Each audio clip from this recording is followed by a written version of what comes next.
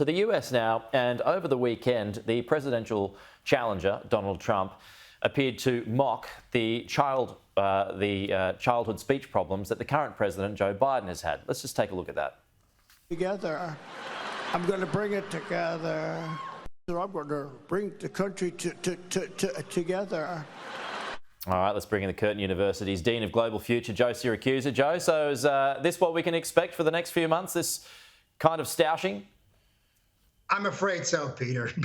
Good morning. It's 8 more months of Trump going at Biden and Biden going at Trump. They're really, and of course, I was very impressed with Joe Biden's State of the Union address. Pete, he did just well enough to keep the job to keep the nomination, and he's bad enough to lose the election. So nothing's been solved. I mean, the Democratic Party leadership was just seeing if he could stand up and get through the speech, and he did a pretty good job there. But no one's going to challenge him now because he won the audition to continue on in November, and of course, we don't know what's going to happen between now and then. Just on this, I do want to ask you about that State of the Union address, but just back on Trump, I mean, is he the only person who can kind of get away with that kind of sledging?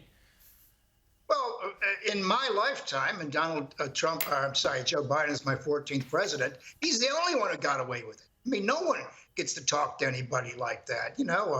You start talking that way about your opponent almost anywhere in the world, you're going to get a fist in your mouth. I mean, it's amazing that Trump hasn't got hit sideways by somebody. No, he just mocks people. And as you know, and I know over the years now, he's mocked a lot of people, including some disabled New York Times writer. He mocks women. He mocks men. He just mocks everybody. And the trouble is that he gets away with it. And people just say it's a little personality imperfection that he has. So actually, it's a very large one. Yeah. So if he wins the election, what does Trump 2.0? What do you think his administration looks like the second time around? Well, it's going to have pretty sound economic policy. His foreign policy will not be isolationist, but it'd be highly selective, non-interventionist. And he's just going to play a pat hand. He's only a one-term president if he wins. He's already done one term, and of course the Constitution only allows you 2 terms. So either if Biden or Trump win, they're lame duck presidents. That is, they only have 4 years in them. So that's very, very unusual. I saw the other day, Pete, that if Trump goes to jail, and God forbid if Biden passes away in October, we're going to have on the ballot a dead man and a guy in jail. So that'll be really unusual. I'm sure that's something that we will surely never see again in any type of campaign down the track, Joe. On to Joe Biden. He's done an interesting interview overnight where he's called Rafah in Gaza his red line. Now, American presidents, they don't have a good history when it comes to declaring red lines. Just ask Barack Obama about that. But, when he says, if you raid Rafah, it's a red line for me, what's Joe Biden going to do? Well, probably switch horses.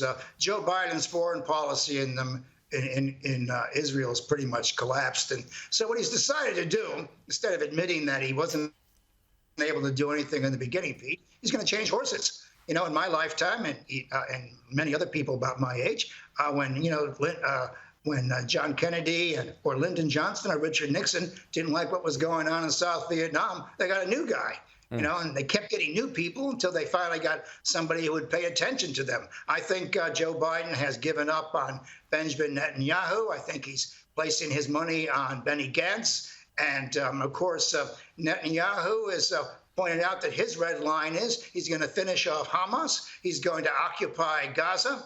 And he's not going to allow a 2-state solution to be shoved down his throat. And, of course, in terms of ameliorating the effects on the people who are starving there and getting bombed, he's not going to do much about it right now. And, of course, the Israelis are very suspicious of the aid coming in because they reckon that Hamas is going to hijack it and sell it on the black market. So I think President Biden and Netanyahu are at an end. I think America's looking for a new leader there, and I think Bibi is sort of desperate too, because as you know, and as your viewers know, he's trying to avoid a jail sentence when this is all over. All righty, Joe Siracusa, good to see you as always. We will talk to you again soon.